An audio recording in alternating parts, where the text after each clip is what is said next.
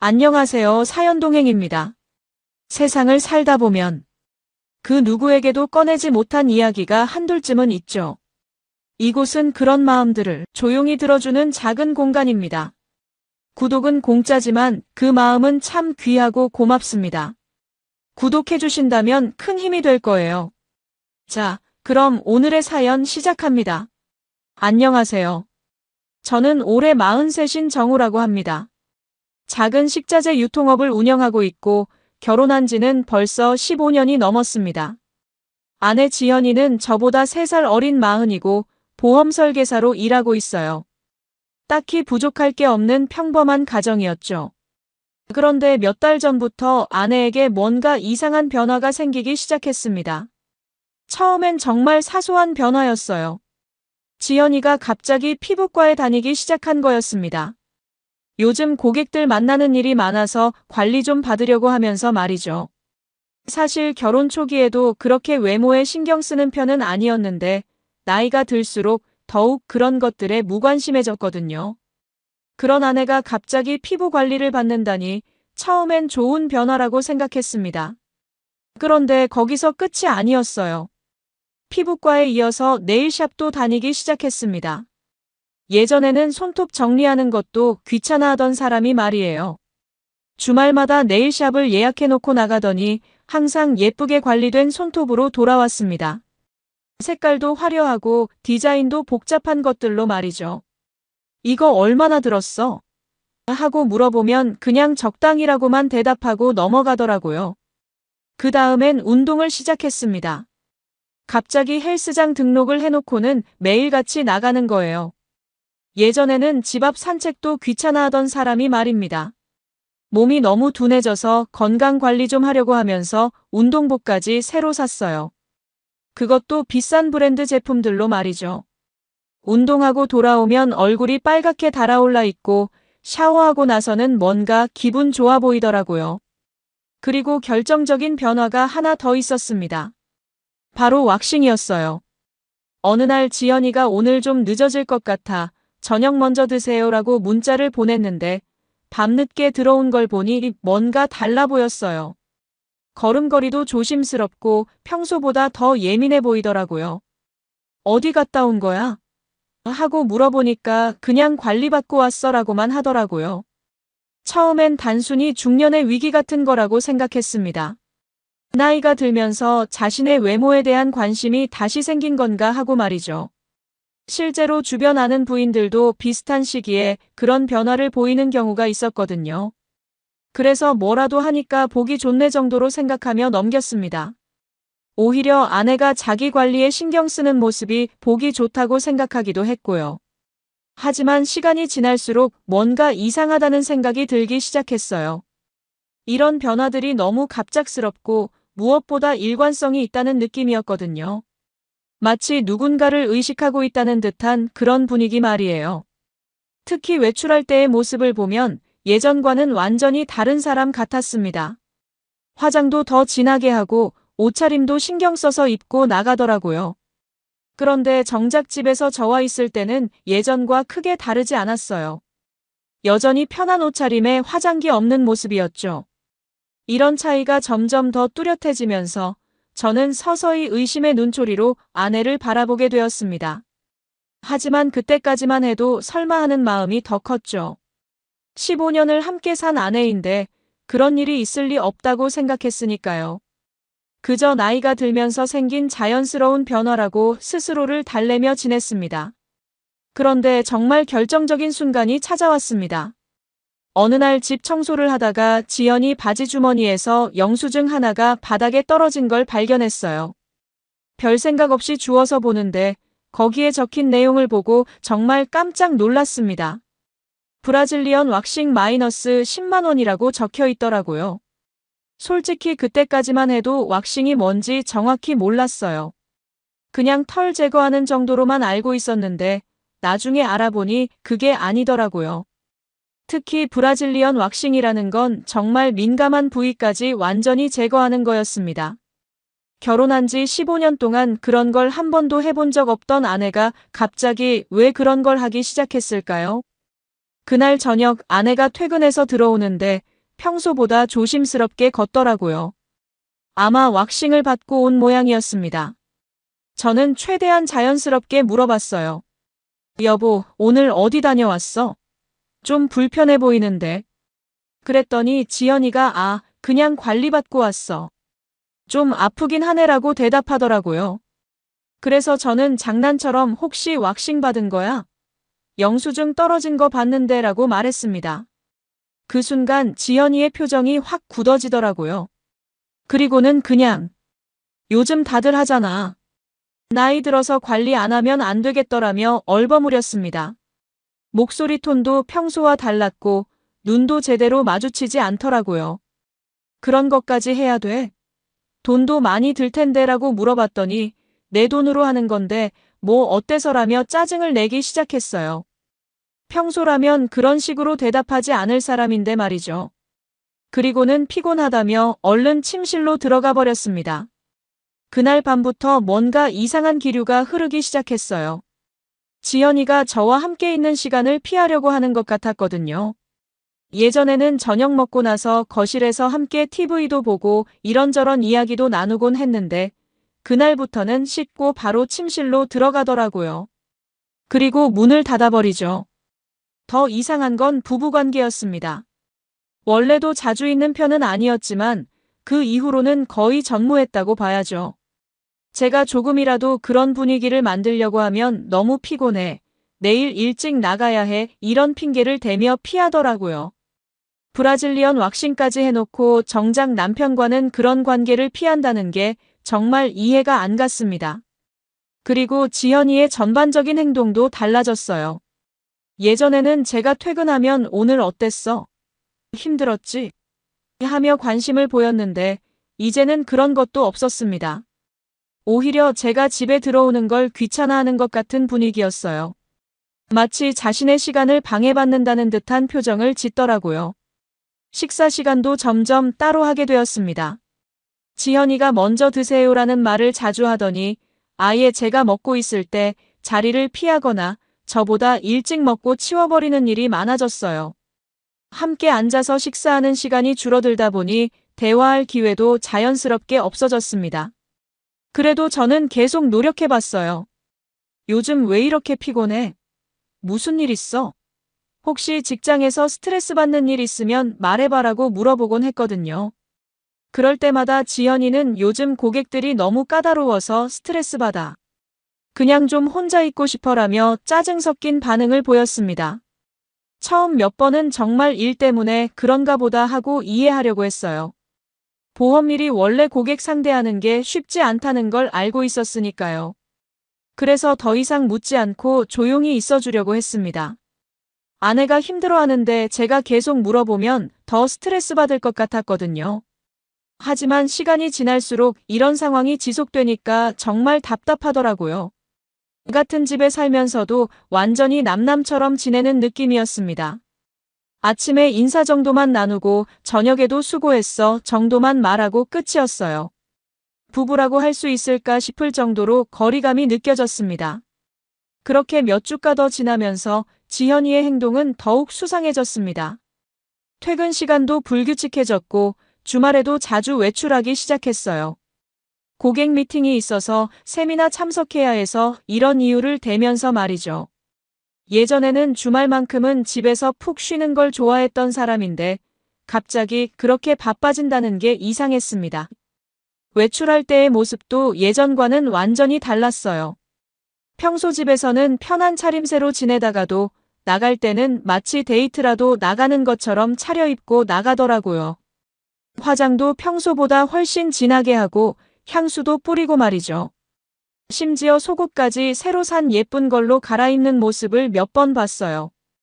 오늘 어디 가는데 그렇게 차려입어? 라고 물어보면 고객들이랑 만나는 자리니까 단정하게 입어야지라고 대답하더라고요. 하지만 보험 고객 미팅을 위해서 그렇게까지 꾸밀 필요가 있을까 싶었습니다. 더욱이 주말 저녁에 고객 미팅이 그렇게 자주 있다는 것도 좀 이상했고요. 지연이가 외출한 날 밤에는 연락도 뜸해졌습니다. 예전에는 늦게 들어올 때 지금 끝났어. 곧 들어갈게 이런 식으로 문자라도 보냈는데 이제는 그런 연락도 없었어요. 제가 먼저 언제 들어와? 하고 물어봐야 아직 좀 더 있을 것 같아라는 짧은 답장만 오더라고요. 더 이상한 건 지연이가 들어왔을 때의 모습이었습니다. 뭔가 들뜬 기분처럼 보이기도 하고 때로는 굉장히 예민해 보이기도 했어요. 마치 무슨 비밀이라도 있는 것처럼 저와 눈을 제대로 마주치지 않으려고 하더라고요. 그리고 집에 들어오자마자 바로 샤워하러 가는 것도 이상했습니다. 오늘 어땠어? 미팅 잘 끝났어? 라고 물어보면 응, 그냥 그랬어라며 대충 대답하고 넘어가려고 하더라고요. 구체적인 내용에 대해서는 절대 말하지 않았습니다. 예전에는 직장 일이나 고객들 이야기도 종종 했었는데 이제는 그런 얘기를 전혀 하지 않으니까 더욱 의심스러웠어요. 식사 패턴도 더욱 이상해졌습니다. 지연이가 외출하는 날에는 저녁을 안 먹고 나가더라고요. 밖에서 먹고 올게라고 하면서 말이죠. 그런데 늦게 들어와서도 배불러서 못 먹겠어라며 또 안 먹더라고요. 대체 밖에서 누구랑 뭘 먹고 온 건지 궁금했지만 물어보면 또 짜증낼 것 같아서 그냥 넘어갔습니다. 부부 대화는 이제 거의 끊어졌다고 봐야죠. 꼭 필요한 집안일 얘기 정도만 나누고 그 외에는 정말 할 말이 없었어요. 지연이가 먼저 말을 걸어오는 일도 거의 없었고 제가 뭔가 말을 걸어봐도 응, 그래 이런 식으로만 답하더라고요. 마치 저를 귀찮아한다는 듯한 분위기였습니다. 그런 상황이 계속되다 보니 저도 점점 지쳐갔어요. 아내와 대화하려고 노력해봐도 벽에 대고 말하는 것 같은 느낌이었거든요. 그래서 저도 굳이 말을 걸지 않게 되었고 집안 분위기는 더욱 차갑게 식어갔습니다. 같은 공간에 있어도 완전히 다른 세계에 사는 것 같은 기분이었어요. 그러던 중에 정말 이상한 일이 하나 더 있었습니다. 어느 날 지연이가 내일 일찍 나가야 해서라며 평소보다 일찍 잠자리에 들었는데 새벽에 화장실을 가려고 일어나니까 거실에서 지연이가 누군가와 전화를 하고 있더라고요. 목소리가 평소와 달리 부드럽고 다정했어요. 그런 톤으로 저한테 말한 지가 언제인지 기억도 안 날 정도였습니다. 누구랑 통화하는지 들어보려고 했지만 제 발소리를 듣고 바로 전화를 끊어버리더라고요. 그리고는 화장실 가는 거야? 라며 태연하게 물어보는데 표정은 뭔가 당황한 것 같았어요. 응, 그런데 누구랑 통화했어? 라고 물어봤더니 그냥 친구랑 잠깐이라고만 대답하고 방으로 들어가 버렸습니다. 그러던 어느 날 정말 우연한 기회에 결정적인 단서를 발견하게 되었습니다. 제가 납품일로 시내 쪽으로 나갔는데 그 길이 지연이가 일하는 보험사무소 근처를 지나가는 코스였어요. 시간도 점심때쯤 되었고 오랜만에 아내한테 커피라도 사다 줄까 하는 마음이 들었습니다. 그래서 지연이한테 근처에 나왔는데 커피 사다 줄까? 라고 문자를 보냈어요. 그런데 답장이 지금 외근 나와 있어서 사무실에 없어라고 오더라고요. 그래도 이미 근처까지 온 김에 사무실이라도 구경하고 가자 싶어서 그쪽으로 향했습니다. 그런데 건물에 도착해서 보니까 보험사무소가 있다는 층이 완전히 불이 꺼져 있더라고요. 문도 잠겨 있었고 아무도 없는 것 같았습니다. 이상하다 싶어서 건물관리사무소에 물어봤더니 그 사무실은 오늘 하루 종일 불이 꺼져 있었다고 하더라고요. 더욱 이상한 건 근처 카페에서 우연히 만난 여성이었습니다. 지연이 사무실에서 일한다는 분이더라고요. 저를 지연이의 남편이라고 소개하니까 아, 지연 씨 남편분이세요? 지연 씨는 요즘 거의 재택근무하시던데요. 사무실에는 일주일에 한두 번 정도만 나오시고라고 말하더라고요. 그 말을 듣는 순간 머리가 띵했습니다. 지연이는 매일 아침 정장 차림으로 출근한다고 나가는데 실제로는 사무실에 거의 나가지 않는다는 거였어요.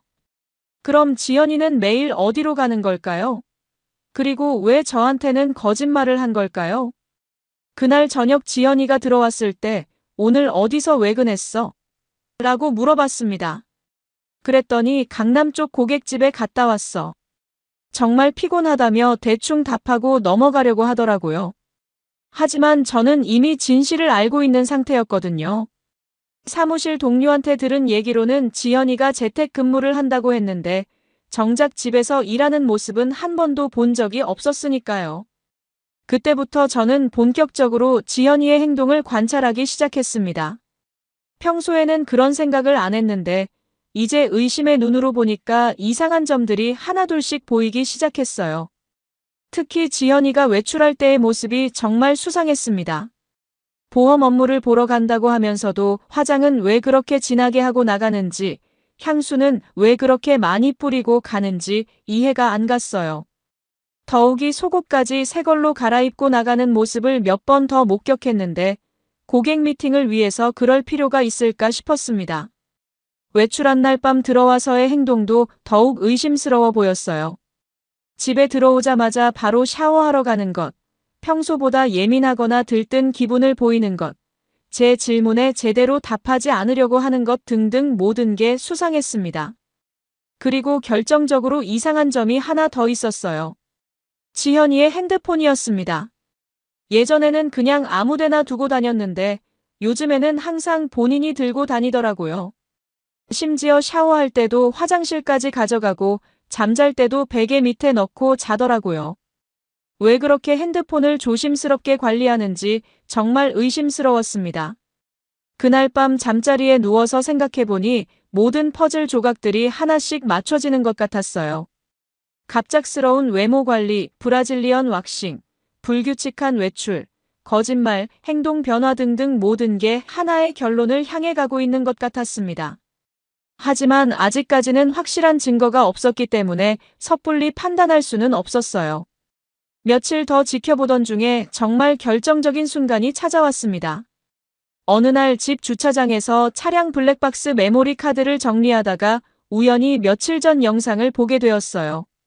원래는 주차할 때 참고용으로 가끔 확인하는 정도였는데 그날은 왠지 모르게 며칠치 영상을 쭉 넘겨보고 싶은 생각이 들었습니다. 그런데 영상을 보다가 정말 충격적인 장면을 발견했어요. 매주 수요일 저녁마다 지연이가 평소와 다른 모습으로 나타나는 게 보이더라고요. 화장을 정말 진하게 하고 옷도 평소 집에서 입는 것과는 완전히 다른 스타일로 차려입고 나오는 거였습니다. 마치 데이트라도 나가는 것처럼 말이에요. 더 충격적인 건 그 다음이었어요. 지연이가 우리 집 주차장에서 나와서 길가로 걸어가더니 거기서 기다리고 있던 차에 타는 모습이 보였습니다. 그것도 뒷좌석에 말이에요. 앞자리에는 처음 보는 중년 남성이 앉아 있었고 지연이는 그 남자 옆 뒷좌석에 자연스럽게 앉더라고요. 블랙박스 화질이 그렇게 선명하지는 않았지만 분명히 지연이가 맞았어요. 그리고 그 남자는 제가 한 번도 본 적 없는 사람이었습니다. 나이는 저보다 좀 더 많아 보였고 차도 꽤 고급 외제차였어요. 두 사람이 함께 어디론가 사라지는 모습을 보면서 정말 충격을 받았습니다. 그래서 다른 날짜 영상들도 확인해 봤더니 거의 매주 수요일마다 똑같은 패턴이 반복되고 있더라고요. 지연이가 화장하고 옷 갈아입고 나와서 그 남자 차에 타고 어디론가 가는 모습 말이에요. 때로는 수요일이 아닌 다른 요일에도 그런 모습이 보였습니다. 더 자세히 보니까 두 사람의 분위기가 영 수상했어요. 지연이가 차에 탈 때 그 남자와 자연스럽게 인사하는 모습이라든지 차 안에서 대화하는 듯한 모습이라든지 하는 게 처음 만나는 사이가 아닌 것 같았거든요. 오히려 꽤 친밀한 사이처럼 보였습니다. 그 영상들을 보면서 지연이가 그동안 했던 거짓말들이 모두 떠올랐어요. 고객 미팅이 있어서 세미나 참석해야 해서 외근 나가야 해서 이런 핑계들로 외출했던 날들이 대부분 그 남자와 함께였던 거였습니다. 정말 배신감이 밀려왔어요. 그날 밤 지연이가 들어왔을 때 평소와 똑같이 행동하더라고요. 오늘 늦었네. 고객 미팅이 길어져서라며 아무렇지 않게 말하는 모습을 보니까 정말 화가 치밀었습니다. 하지만 아직 확실한 증거는 아니라고 생각해서 일단 참고 지켜보기로 했어요. 다음 주 수요일도 똑같았습니다. 지연이가 오늘 좀 늦을 것 같아라고 문자를 보내고 저녁 때쯤 화장하고 나가더니 또 그 남자 차에 타고 사라졌어요. 이제는 의심이 아니라 확신에 가까워졌습니다. 지연이가 다른 남자와 뭔가 부적절한 관계를 맺고 있다는 것을 말이에요. 그런데 정말 화가 나는 건 지연이의 태도였어요. 집에서는 저한테 차갑게 대하면서 부부관계도 피하고 대화도 하지 않으려고 하면서 정작 다른 남자와는 그렇게 자주 만나고 있었던 거예요. 브라질리언 왁싱까지 해가면서 말이죠. 그때서야 모든 게 이해가 되었습니다. 갑작스러운 외모 관리, 왁싱, 새 속옷, 진한 화장, 향수 등등 모든 게 그 남자를 위한 것이었던 거예요. 저를 위한 게 아니라 말이죠. 결혼한 지 15년 동안 그런 걸 해본 적 없던 사람이 갑자기 변한 이유가 다 있었던 셈입니다. 그날 밤부터 저는 정말 잠을 이룰 수가 없었어요. 옆에 누워 자는 지연이를 보면 이 사람이 정말 제 아내가 맞나 싶었거든요. 15년을 함께 산 사람이 이렇게 저를 속이고 있었다는 게 믿어지지 않았습니다. 더 이상 참을 수 없었던 저는 직접 확인해 보기로 결심했습니다. 다음 주 수요일 지연이가 평소처럼 오늘 늦어질 것 같아라고 문자를 보내자 저도 사업상 회식이 있다고 거짓말을 했어요. 그리고는 일찍 일을 마치고 지연이를 몰래 따라가 보기로 했습니다. 지연이가 집을 나서는 시간쯤 맞춰서 차를 몰고 나갔더니 역시나 그 남자의 차가 길가에 대기하고 있더라고요. 지연이가 차에 타고 출발하자 저도 멀찌감치 뒤따라갔습니다. 심장이 정말 빠르게 뛰었어요. 이제 곧 모든 진실을 알게 될 거라는 생각에 말이죠. 그 차는 시내 중심가 쪽으로 향했습니다. 고급 상가들이 몰려있는 지역이었어요. 그리고 최종 목적지는 정말 충격적이었습니다. 바로 시내에서도 가장 비싸다고 소문난 특급 호텔이었어요. 모텔도 아니고 정말 고급 호텔 말이에요. 그 남자가 호텔 주차장에 차를 세우고 지연이와 함께 자연스럽게 호텔로 들어가는 모습을 목격했을 때 정말 모든 것이 확실해졌습니다. 둘의 모습을 보니 이게 처음이 아니라는 게 한눈에 보이더라고요. 너무나 자연스럽고 익숙해 보였거든요. 저는 차 안에서 그 모습을 지켜보면서 정말 분노가 치밀어 올랐어요. 15년 동안 성실하게 가정을 꾸려온 제가 바보같이 느껴졌습니다.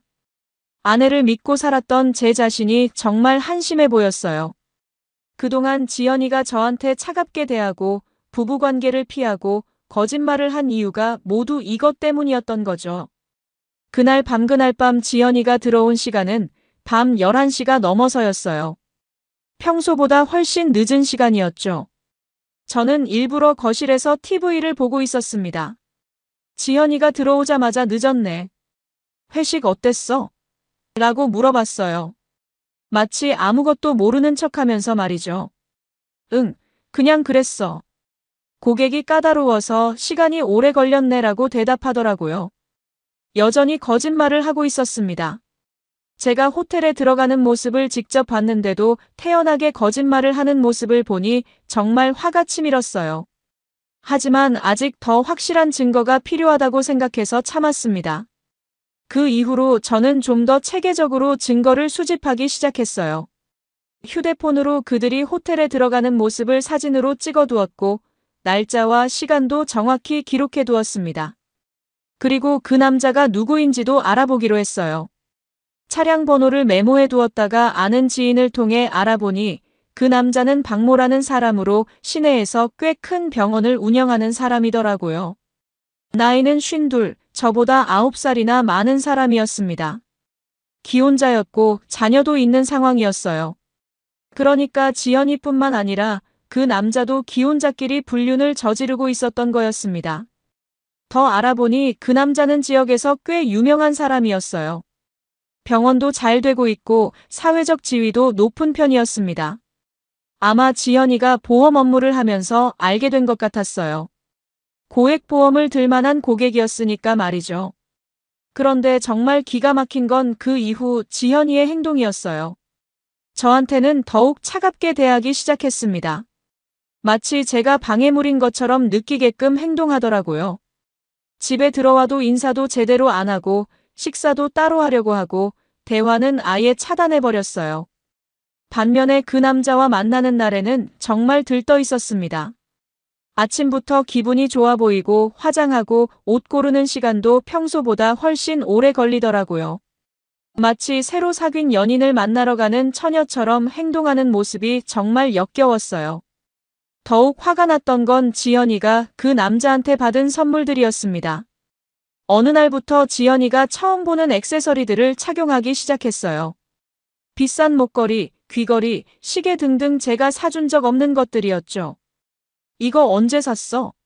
라고 물어보면 세일할 때 샀어라고 대답하거나 친구가 선물해줬어라고 둘러대더라고요. 그런 모습들을 보면서 정말 배신감과 분노가 극에 달했습니다.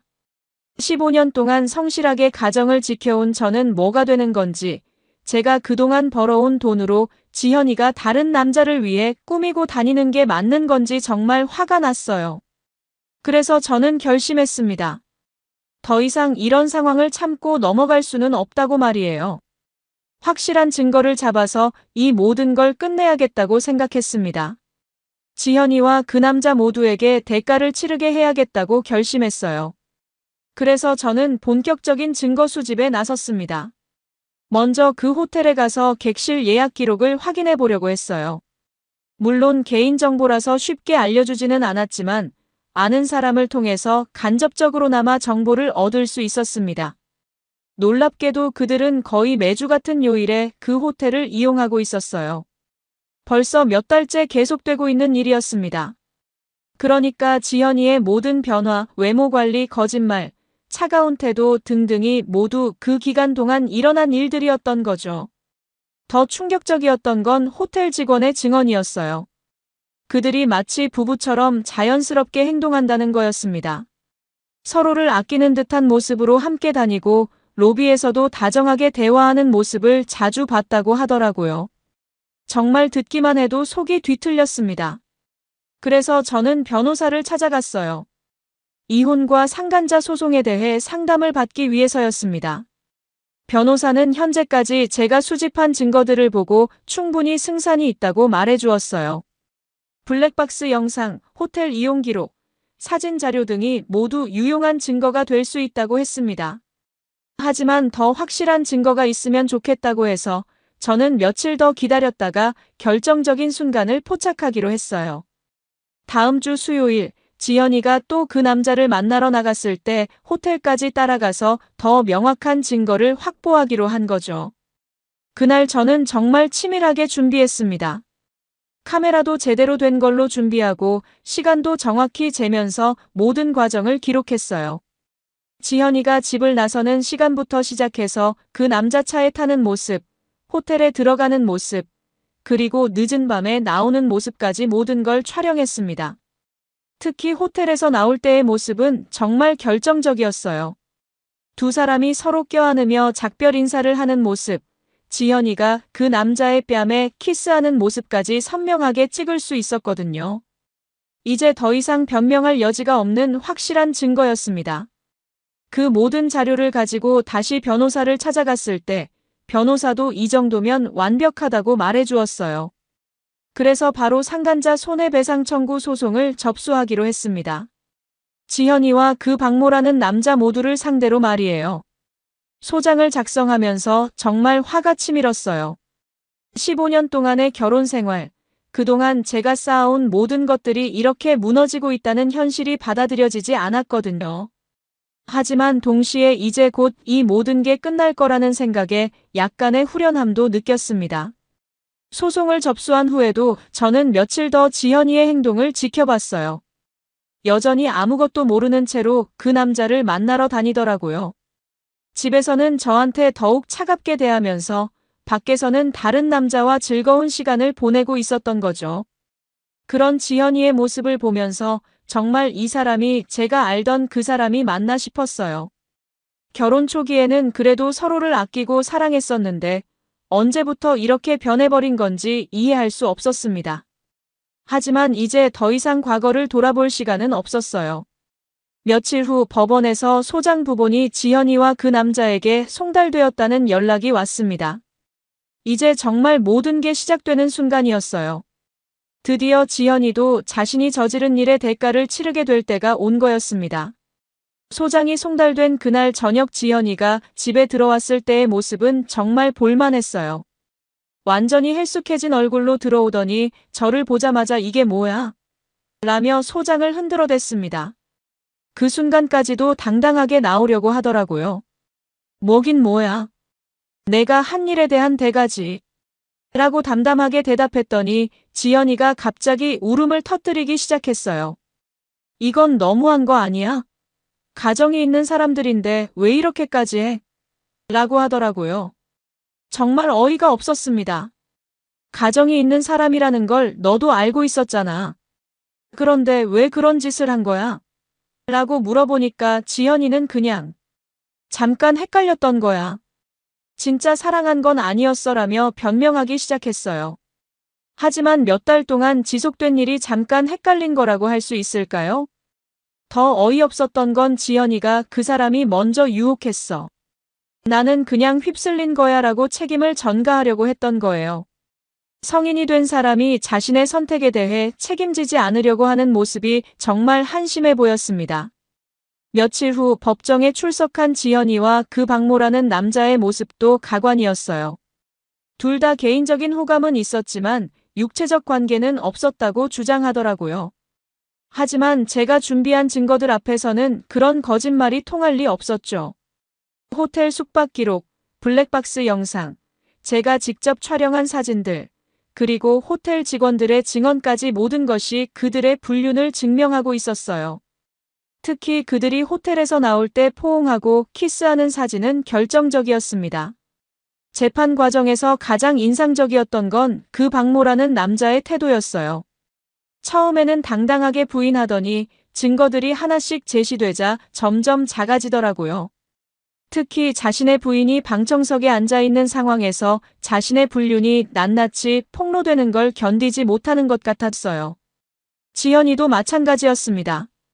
법정에서 제가 준비한 증거들이 하나씩 공개될 때마다 얼굴이 새하얗게 질려가더라고요. 특히 브라질리언 왁싱 영수증까지 증거로 제출되었을 때는 정말 부끄러워하는 기색이 역력했어요. 결국 판결은 제가 완전히 승리했습니다. 지현이와 그 남자 모두에게 상당한 액수의 손해배상금을 지급하라는 판결이 내려졌어요. 그리고 그 과정에서 그 남자의 신상이 언론에도 알려지게 되었습니다. 지역에서 유명한 병원 원장이 불륜으로 소송에 휘말렸다는 기사가 나오면서 그의 병원에도 타격이 갔다고 들었어요. 판결이 나온 후 지연이는 한 번만 기회를 줄 수 없어. 다시는 그런 일 없을 거야. 아이들 생각해서라도. 라며 눈물을 흘리면서 매달렸어요. 하지만 저는 이미 마음을 굳혔습니다. 기회는 이미 충분히 있었어. 내가 그 선택을 하지 않았을 뿐이지. 라고 대답했더니 지연이가 그럼 우리 15년이 아무것도 아니었다는 거야? 라고 소리쳤어요. 그때 저는 담담하게 말했습니다. 15년이 아무것도 아니라고 생각한 건 너야. 브라질리언 왁싱이 그 시작이었지. 그 말을 듣고 지연이는 더 이상 아무 말도 하지 못하더라고요. 이혼 절차도 순조롭게 진행되었어요. 불륜이 명백하게 입증된 상황이라 양육권도 제가 가져올 수 있었고 위자료도 받을 수 있었습니다. 지연이는 끝까지 억울하다는 듯이 행동했지만 이미 모든 것이 끝난 상황이었어요. 마지막 이혼 절차를 마치고 법원 문을 나서면서 저는 오랜만에 웃을 수 있었습니다. 정말 오랫동안 짓눌려 있던 마음이 후련해지는 느낌이었어요. 물론 15년의 결혼 생활이 이렇게 끝나는 게 아쉽기는 했지만 더 이상 거짓말과 배신 속에서 살 필요가 없다는 생각에 홀가분했습니다. 그날 저는 혼자 작은 카페에 앉아서 커피를 마시며 생각했어요. 잘했어, 나 자신. 이제 새로운 시작이었습니다. 더 이상 속이는 사람과 함께 살 필요도 없고 매일 의심하며 살 필요도 없었어요. 비록 혼자가 되었지만 정직하고 떳떳한 삶을 살 수 있게 된 거였습니다. 제 이야기를 요약하자면 저는 15년 결혼 생활 중 아내의 갑작스러운 변화를 경험했습니다. 외모 관리, 브라질리언 왁싱, 불규칙한 외출, 거짓말 등이 계속되었고 결국 블랙박스를 통해 다른 남자와의 불륜 사실을 발견했습니다. 병원 원장인 기혼 남성과 몇 달간 호텔에서 만나왔던 것이 확인되어 상간자 소송을 통해 완전히 승리했고 이혼까지 마무리했습니다. 배신당한 상처는 크지만 이제 정직한 삶을 살 수 있게 되어 다행이라고 생각합니다. 여러분이라면 이런 상황에서 어떻게 하셨을까요? 여러분, 오늘 사연 어떻게 들으셨나요? 지금 이 순간 무슨 생각이 드셨는지도 궁금합니다. 여러분의 소중한 생각을 댓글로 남겨주세요. 지금까지 사연동행이었습니다. 함께 해주신 모든 분들께 진심으로 마음 깊이 감사드립니다. 방송 끝나기 전에 혹시 아직 구독과 좋아요 안 누르셨다면 그 한 번의 클릭이 이 채널을 계속 이어가게 하는 큰 힘이 된답니다. 다음 사연에서 다시 인사드릴게요. 여러분 평안하세요.